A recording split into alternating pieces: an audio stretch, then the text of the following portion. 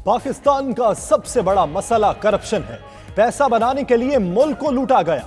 Corruption की वजह से बैरूनी सरमायाकारी नहीं आती। डॉलर महंगा होने से बिजली की कीमत बढ़ गई। माजी में गैस और पानी से बिजली बनाने के मंसूबों पर अमल नहीं हुआ। वजीर आजम का हब में खिताब। 1320 मेगावाट के चाइना हब पावर प्लांट का इफ्तिताह कर दिया। मजीद कहा, उम्मीद है मंसूबे के लिए 20% कोयला थर से लिया जाएगा।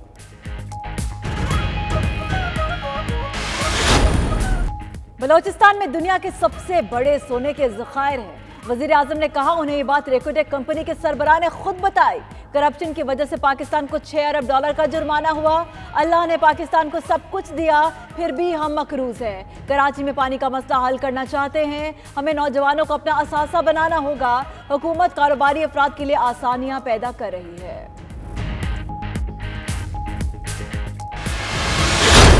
जनूबी एशिया में अमन कैसे मुमकिन है? बर्मिंघम में साहबजादा पीर नूरुल आरिफीन सिद्दीकी की जेर सरपरस्ती कश्मीर पर फिक्र अंगेज सेमिनार। सदर आज़ाद कश्मीर सरदार मसूद अहमद खान की खुसूसी शिरकत। अरकान पार्लियामेंट, मकामी काउंसलर्स और कम्युनिटी का कश्मीरियों से इजहार यकजहती।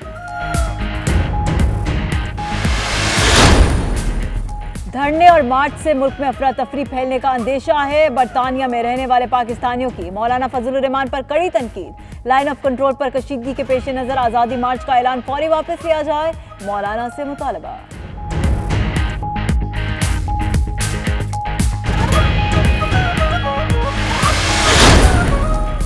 दयार गैर में पाकिस्तानी सकाफती रंग बिखेरने वाले फनकार राजा जावेद के एजाज में बर्मिंघम के पाकिस्तानियों का इशाया।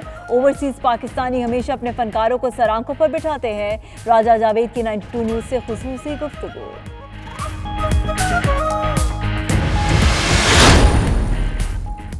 वॉल्सल के नवाही इलाके वलोरहम्पटन में मुस्लिम फोरम के ज़ेर एहतमाम कैंसर से आगाही फराहम करने के लिए तकरीब।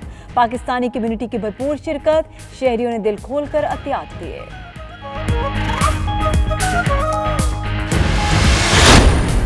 वर्जीनिया में पाकिस्तान अमेरिकन बिजनेस एसोसिएशन के ज़ेर एहतमाम trade show and conference. Pakistani सफ़ीर असद मजीद खान की खुसूसी शिरकत। पाकिस्तान में माशी और टैक्स इस्लाहात, सरमायाकारी के लिए साजगार माहौल पर गुफ्तगू।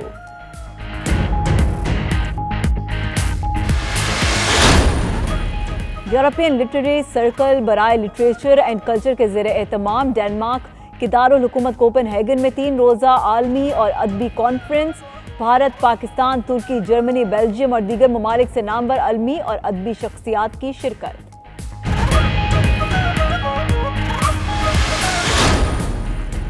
लंदन में रिवर साइड क्रिकेट क्लब के ज़ेर एहतमाम सालाना डिनर की खूबसूरत तकरीब। क्लब खिलाड़ियों की भरपूर शिरकत। साबिक टेस्ट क्रिकेटर सरफराज नवाज मेहमान खुसूसी थे। खिलाड़ियों में इनामात भी तकसीम।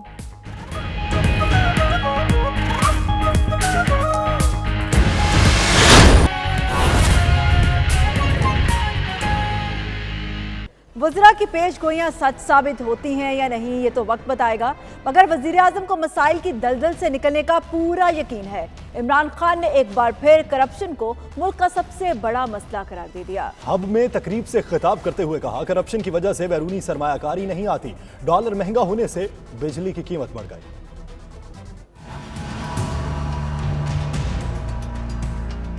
करप्शन पाकिस्तान का सबसे बड़ा प्रॉब्लम है। थोड़े से लोगों ने पैसा बनाने के लिए कितना पाकिस्तान को नुकसान किया। इससे यही नहीं हुआ कि इतनी एक बड़ी कंपनी पाकिस्तान में नहीं आई। इससे ये हुआ कि और भी जो माइनिंग कंपनीज ने पाकिस्तान आना था वो भी नहीं आई पाकिस्तान। डॉलर महंगा होता है, बिजली महंगी हो जाती है। जब हर चीज डिवैल्यूएशन होती है तो जो भी चीज बाहर से लाते हैं वो महंगी हो जाती है। उसका मतलब तेल महंगा, डीजल महंगा, बिजली महंगी, ट्रांसपोर्ट महंगी। तो वो इसलिए कि इतना बड़ा खसारा था। कितने इलाके हैं जिनके ऊपर अगर हम कुएं खोदते गैस के, तो अभी तक हमारे पास गैस के ऊपर हम बिजली बना सकते थे। वज़ीर आज़म इमरान खान ने दावा किया है कि दुनिया का सबसे ज्यादा सोना पाकिस्तान में है। वो हब में तकरीब से खिताब कर रहे थे। कहा, करप्शन की वजह से रेकोटेक मंसूबे पर पाकिस्तान को 6 अरब डॉलर का जुर्माना हुआ। अल्लाह ने सब कुछ दिया, फिर भी हम मकरूज हैं।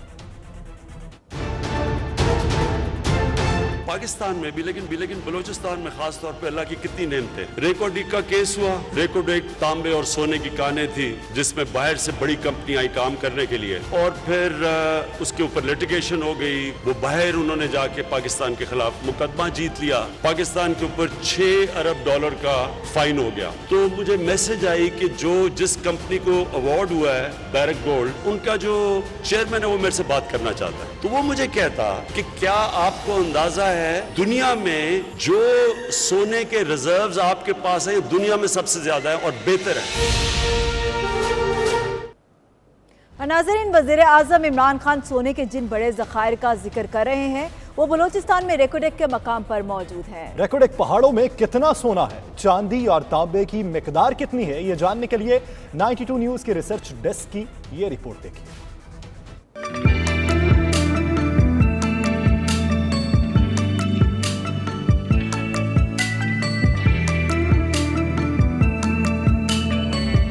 तिलिस्माती पहाड़ जो अपने तिलिस्म से न सिर्फ बलूचिस्तान बल्कि पाकिस्तान की तकदीर बदलने की सलाहियत रखते हैं। चाकी की सहरा में वाक़ सैंडक का मंसूबा है जो कोयटा से 650 किलोमीटर दूर ईरान अफगानिस्तान की सरहद के करीब बलूचिस्तान के शिमाल मगरबी हिस्से में वाक़ है। सैंडक का इलाका सतह समंदर से 950 मीटर बुलंद है। इंतहाई रेतीला इलाका तफ्तान के सरहदी कस्बे से 40 किलोमीटर दूर है और ऊंचे ऊंचे पहाड़ों का इलाका है। परसों की तहकीक, खुदाई, सर्वे और नमूनों के तज्जिये के बाद वजारत पेट्रोलियम नेचुरल रिसोर्स पाकिस्तान ने सैंडक के मशरिक, शिमाल और जनूब में ज़खायर दरियाफ्त किए। तहकीक के बाद मालूम हुआ कि इसमें सोने, चांदी और तांबे के 200 मिलियन टन के ज़खायर हैं।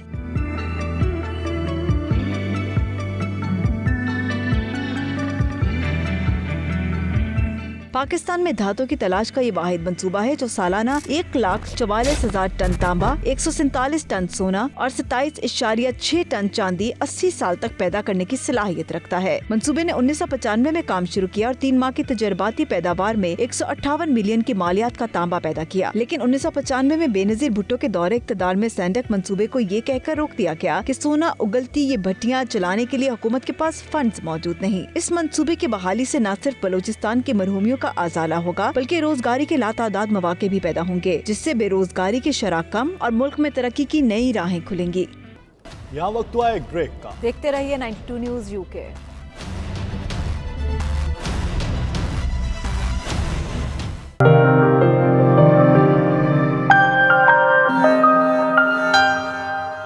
बरतानिया के तीसरा वज़ीर आज़म भी ब्रेक्जिट के निशाने पर। बोरिस जॉनसन भी ब्रेक्जिट की गुत्थी सुलझाने में नाकाम। पार्लियामेंट के स्पीकर ने तीसरी मरतबा ब्रेक्जिट बिल पर वोटिंग कराने से इनकार कर दिया। 31 अक्टूबर तक बरतानिया और यूरोपीय यूनियन के दरमियान हतमी मुआहदा न हुआ तो ब्रेक्जिट में 1 साल की तौसीक का इम्कान है।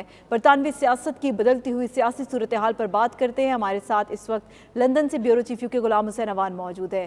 जी अवान, बताइएगा इस वक्त क्या सूरत हाल है? जी बिल्कुल, पहले डेविड कैमरॉन, फिर थेरेसा मे और अब बोरिस जॉनसन भी जो है वो ब्रेक्जिट की गुत्थी सुलझाने में नाकाम नज़र आ रहे हैं। 3 रोज़ कबल उन्होंने ये दावा किया था कि उन्होंने एक ऐसी डील तैयार कर ली है जो कि पार्लियामेंट में मंजूर हो जाएगी, लेकिन हमने देखा कि हफ्ते के रोज़ बरतानवी पार्लियामेंट ने जो है ना सिर्फ उस डील को मुस्तरद किया बल्कि नो डील के तहत यूरोपियन यूनियन से निकलने का जो इम्कान है उसको भी जो है वो रद्द किया। और आपको यह बताऊं कि अब इस वक्त जो बोरिस जॉनसन है उन्होंने जब थोड़ा सा अमेंडमेंट करके तीसरी मरतबा आज बरतानवी पार्लियामेंट जो है वो बिल पेश करने की कोशिश की तो उसको स्पीकर ने नाकाम बना दिया। उन्होंने कहा कि अब ये बिल दोबारा पार्लियामेंट में नहीं जाएगा, चूँकि पहले भी 2 मरतबा जो है वो ये नई डील वाला बिल जो है वो मुस्तरद हो चुका है।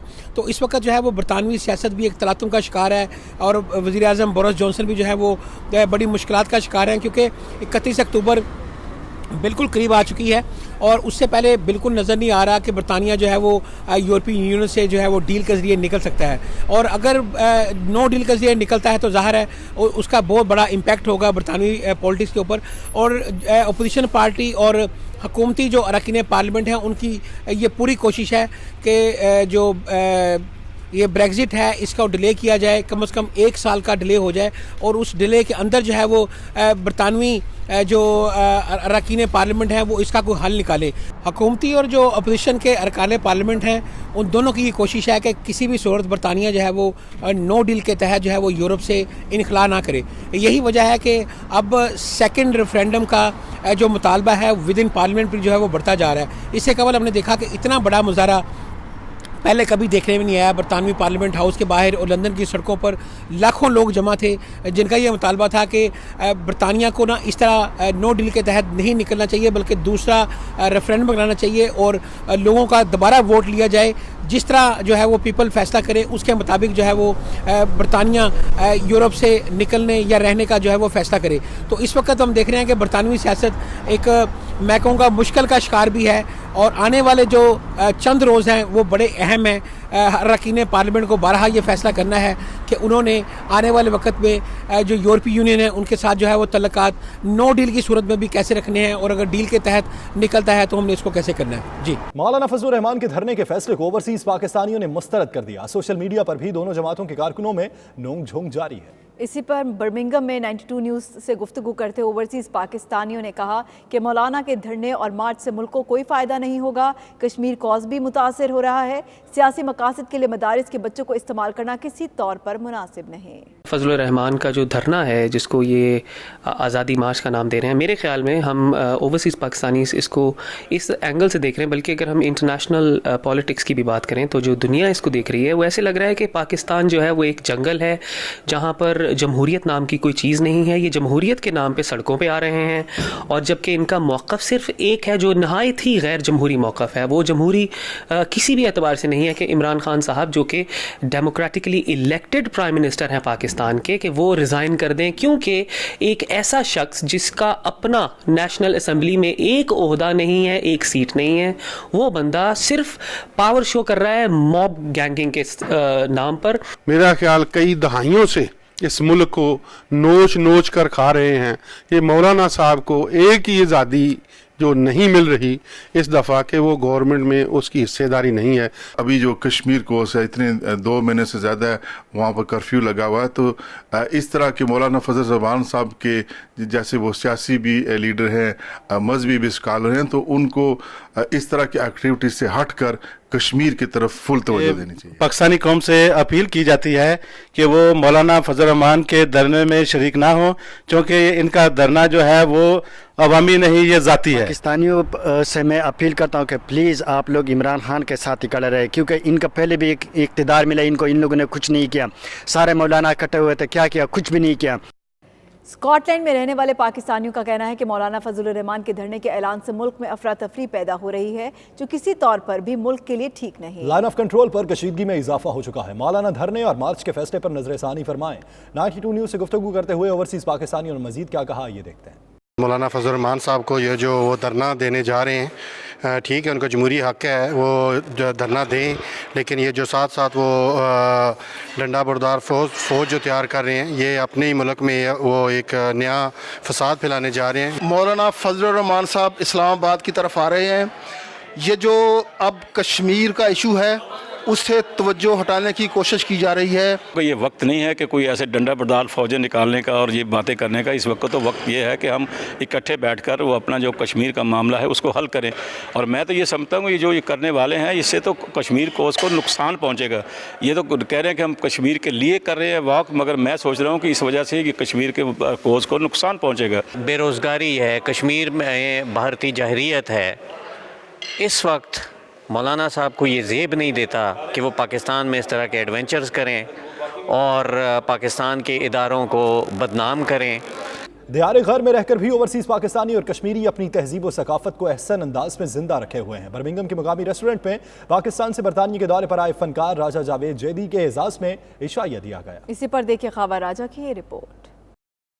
बर्मिंघम के मुकामी रेस्टोरेंट में पाकिस्तान से बरतानिया के दौरे पर आए फनकार राजा जावेद जैदी के एजाज में राजा अफजाल कियानी की जानिब से इशाइया दिया गया, जिसमें जिंदगी के मुख्तलिफ शोबाजात से वाबस्ता अफराद ने शिरकत की। इस मौका पर राजा जावेद जैदी का कहना था कि बर्मिंघम वाले हर साल पहले से ज्यादा मोहब्बतों से नवाजते हैं। मैं इस टाइम बरतानिया के दौरे पे हूँ और मैं एक छोटा सा मैसेज देना चाहता हूँ। फनकार जहाँ भी जाता है प्यार मोहब्बत का एक पैगाम देता है और फनकार सब का बराबर का होता है और मैं इंतहाई मशकूर हूँ कि जब भी यूके का टूर मैं करता हूँ उससे ज़्यादा मोहब्बतें मिलती हैं, उससे ज़्यादा पहले टूर से ज़्यादा प्यार मिलता है। इस मौका पर ऑर्गेनाइजर्स की जानिब से आने वाले मुअज़्ज़िज़ मेहमानों का शुक्रिया अदा किया गया। उनका कहना था पाकिस्तान से आने वाले फनकारों को इसी तरह हमेशा बरतानिया की सरजमीन पर खुशामदीद कहते रहेंगे। जनाब राजा जावेद जेदी एक पठवार ने माया नाग शेर खान है और साढ़े भरा है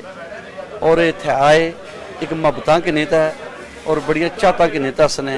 हर दौर विच जेड़ा भी फनकार पाकिस्तान विचों बरतानिया पहुंचा असां उसकी वेलकम की और उस नाल हौसला अफजाई की। Pakistan is very proud of is the very rich culture we have that really when he travels around the world, whether it's Patwari Sher, whether it's Qawwali, whatever he happens to be, that's one thing that we'll say we always are number one in that cultural field, and audiences are viewed from all over the world. दोस्तों ने UK बाहर से आके उसका इस्तकबाल किया। इस तरह हमें जितने ओवरसीज हम पाकिस्तानी और कश्मीरी हैं अपने फनकारों का इस तरह इस्तकबाल करते रहेंगे इंशाअल्लाह नेक्स्ट टाइम। उनका मजीद कहना था कि ऐसी तकरीबात ज़हनी सुकून के साथ कम्युनिटी को एक दूसरे के करीब लाने का भी बेहतरीन जरिया भी हैं। वॉल्सल के नवाही इलाके वोलवरहैम्पटन में मुस्लिम फोरम के ज़ेर एहतमाम कैंसर के खिलाफ आगाही देने के लिए तकरीब हुई, जिसमें लोगों ने भरपूर शिरकत की और दिल खोलकर अतियात दिए। इरफान अहमद फराज की ये रिपोर्ट देखिए। विल्वरहैम्पटन में कैंसर जैसे मौजूदी मर्ज के खिलाफ शऊर और आगाही फैलाने के हवाले से तकरीब का अहतमाम मुस्लिम फोरम ने किया। मैकमिलन कैंसर कॉफ़ी मॉर्निंग में शुरा के लिए चाय कॉफ़ी का खास अहतमाम किया गया था, जिसमें इलाके के लोगों ने भरपूर शिरकत की। पाकिस्तानी कम्युनिटी की खवातीन भी इस मौके पर बड़ी तादाद में मौजूद थीं। तकरीब में शुरा ने दिल खोल कर अतियात का ऐलान किया। 92 न्यूज़ से गुफ्तगू करते हुए सेक्रेटरी मुस्लिम फोरम अरवीना का कहना था कि अदारा इन सब का शुक्रिया अदा करता है जिन्होंने मैकमिलन कॉफ़ी मॉर्निंग के लिए सपोर्ट किया। कैंसर एक ऐसी बीमारी है जो किसी को भी इफेक्ट कर सकती है। उनका कहना था कि हमें चाहिए कि मिलजुल कर ऐसे फलाही प्रोग्रामों को भरपूर सपोर्ट करें। अरवीना का कहना था कि फलाही तंजीम के बैनर तले अगला इवेंट ज़लज़ला ज़दगान की मदद के लिए किया जाएगा। Just want to say a big thank you to everyone and the organisations who have taken part in this event to help raise money for Macmillan Cancer. Again, without your support, we wouldn't have been able to achieve our target. And also thank you to everyone who participated. And most importantly, remember, cancer can happen to anyone. It could be a member of your family, a friend. Let's start doing something now and let's start supporting Macmillan Cancer Support. दीगर शुरा ने भी इस मौके पर इजहार ख्याल करते हुए मुस्लिम फोरम की फलाही सरगर्मियों को बेहद सराहा। कम्युनिटी को इकट्ठा करके भरपूर तरीके से हमने एक चैरिटी इवेंट ये मुनक़िद की है हमने, जिसमें हमारी ख़वातीन जो हैं, बहनें भाई जो हैं, उन्होंने बहुत ज़्यादा तावन किया है। Every year we've been raising over close to £1,000. This year we've done it a lot bigger, a lot better, and inshallah we've raised a lot more money and it's going to help Macmillan. सब मुसलमान भाइयों ने आके यहाँ पर help किया cancer के लिए और सबका शुक्रिया भी अदा करता हूँ और 92 न्यूज़ का भी शुक्रिया अदा करता हूँ कि यहाँ पर आके तो कवरेज की है। शुरा का कहना था कि एशियन कम्युनिटी में इस बीमारी के हवाले से कम शऊर पाया जाता है। आने वाले दिनों में इस तरह के मजीद आगाही इवेंट्स का अहतमाम किया जाएगा। Irfan Ahmed Faraz, 92 news, Wolverhampton. European literary circle और literature and culture international Denmark के ज़ेर एहतमाम दारुल हुकूमत कोपेनहेगन में 3 रोज़ा कॉन्फ्रेंस हुई, जिसमें भारत, पाकिस्तान, तुर्की, जर्मनी, बेल्जियम और दीगर ममालिक से इल्मी और अदबी शख्सियात ने शिरकत की। इसी पर देखिए तनवीर नकवी की ये रिपोर्ट। इतरते सिफ्ते नबी थी करबला की रेत पर, किस क़यामत की घड़ी थी करबला की रेत पर। बैनुल अक़वामी कोपेनहेगन कॉन्फ्रेंस का इफ्तिताही सेशन बीबी ज़ैनब रज़ियल्लाहु ताला अन्हा की शख्सियत और हयात मुबारका के हवाले से था, जिसमें बीबी ज़ैनब रज़ियल्लाहु ताला अन्हा के खुतबे का उर्दू तर्जुमा यूरोपियन लिटरेरी सर्कल के सदर सदफ मिर्जा ने पेश किया, जबकि डॉक्टर शाजिया राना ने इस तारीखी खुतबे का अंग्रेजी तर्जुमा सुनाया। औरत को बोलने का हक था, औरत को तरबियत दी जाती थी अपने घरों में, उसको जुर्रत और अकल और समझ दी जाती थी और उसको अपने तरीके से आगे चलने की इजाज़त भी थी। यही वजह थी कि उम्मे कलसूम बोल सकती थी और इतने लोगों के बीच में बैठकर, तभी तो ज़ैनब बोल सकती थी।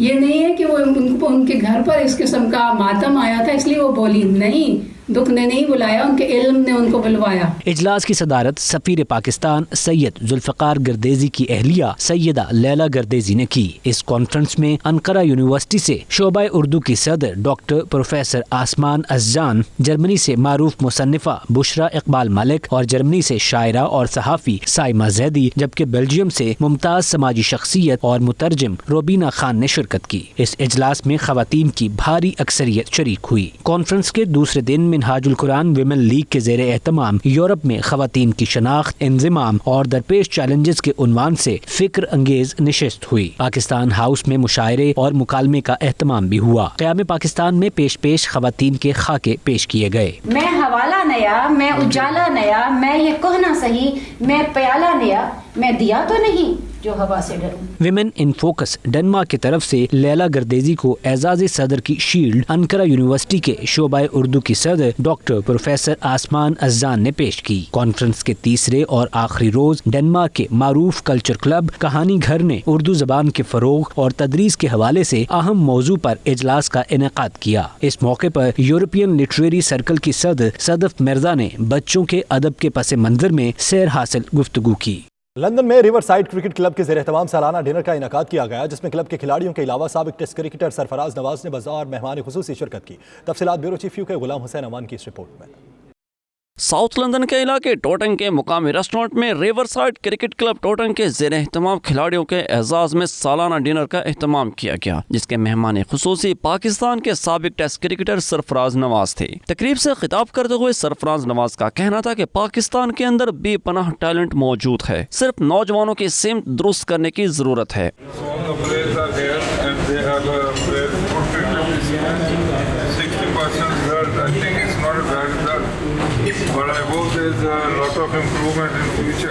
साबिक टेस्ट क्रिकेटर सरफराज नवाज ने खिलाड़ियों में अवार्ड्स तकसीम किए। क्लब के कैप्टन नवीद सरवर ने टीम की सालाना कारकर्दगी रिपोर्ट पेश की। इस मौका पर उन्होंने मेहमानों का शुक्रिया अदा करते हुए कहा कि तकरीब का मकसद खिलाड़ियों की हौसला अफजाई करना था।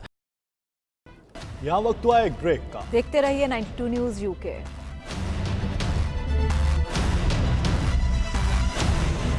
मारूफ गुलकार आतिफ असलम ने एक और एजाज अपने नाम करके मुल्क का नाम रोशन कर दिया। पॉप स्टार के नाम का सितारा दुबई वॉक ऑफ फेम में नस्ब कर दिया गया। हॉलीवुड वॉक ऑफ फेम की तर्ज पर दुबई डाउनटाउन की एक मारूफ शाहराह पर बनाई गई दुबई वॉक ऑफ फेम को आवाम के लिए खोल दिया गया। यहाँ दुनिया भर की 10,000 मुमताज शख्सियात के नामों के सितारे नस्ब किए जाएंगे, जिन्होंने अपने अपने शोबों में गैर मामूली कारकर्दगी का मुजाहरा किया है। दुबई स्टार ने अपने सोशल मीडिया अकाउंट पर लिखा है कि आतिफ असलम पाकिस्तान के बेहतरीन गुलकारों में से हैं। उन्हें पाकिस्तानी हुकूमत ने भी तमगा इम्तियाज से नवाजा। वॉक ऑफ फेम को दुबई की हुकूमत ने बनवाया है, जिसका मकसद मजीद सयाहों को दुबई की जानिब राग़िब करना है। प्राइम टाइम बुलेटिन से फिल वक्त इतना ही। मजीद बाखबर रहने के लिए विजिट कीजिए बावसूख वेबसाइट 92newshistory.tv। तो देखते रहिए 92 न्यूज़।